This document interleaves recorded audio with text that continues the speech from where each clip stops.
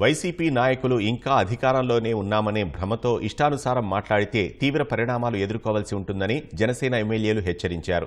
ఇప్పటికే కొందరికి నోటి దురుసు తగ్గలేదని, వారందరికీ వల్లభనేని వంశీ, పోసాని కృష్ణమురళి పట్టిన గతే పడుతుందని అంబటి రాంబాబునుద్దేశించి మండిపడ్డారు. నిన్ను పులివెందుల ప్రజలు పులివెందుల సమస్యల మీద గలం ఎక్కడిప్పాలి, ఎక్కడ నువ్వు పోరాటం చేయాలి? నిన్ను ఒక సభ్యుడిగా పంపించారు.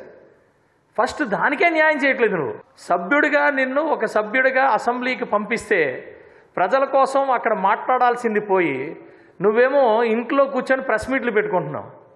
అది ధర్మమేనా?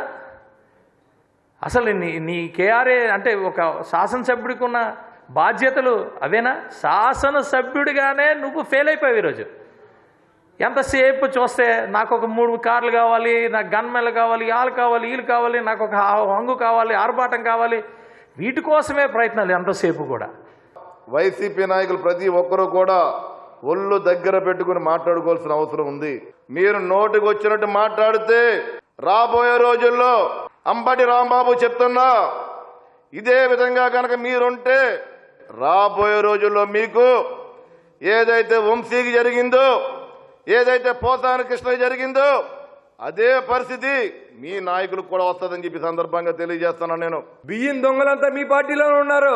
చంద్రశేఖర్ రెడ్డి కానీ, రంగనాథ్ రాజు కానీ, లేకపోతే పేరు నాని కానీ, వీళ్ళందరూ అధికారాన్ని అడ్డం పెట్టుకొని మీరు విచారించుకోండి. కావాలంటే గొడవల్లో ఎంత ట్రాన్స్పోర్ట్ ఛార్జెస్ ఇచ్చారు, రైస్ మిల్లర్ దగ్గర నుంచి ఎన్ని గ్రాములు రైస్ మీరు ఎక్స్ట్రా తీసుకున్నారో కూడా మీరు విచారణ చేసుకోవచ్చుగా నేను ఛాలెంజ్ విసురుతూ ఉన్నా.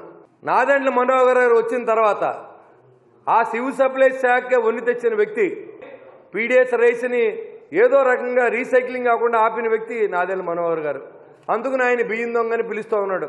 నేను ఒకటి అడుగుతున్నా, నువ్వు మంత్రిగా చేసావు, నీటిపారుదల మంత్రిగా చేసి క్యూసెక్కి అర్థం తెలియదంటావు, డైవర్వాల్ అంటే అర్థం తెలియదంటావు.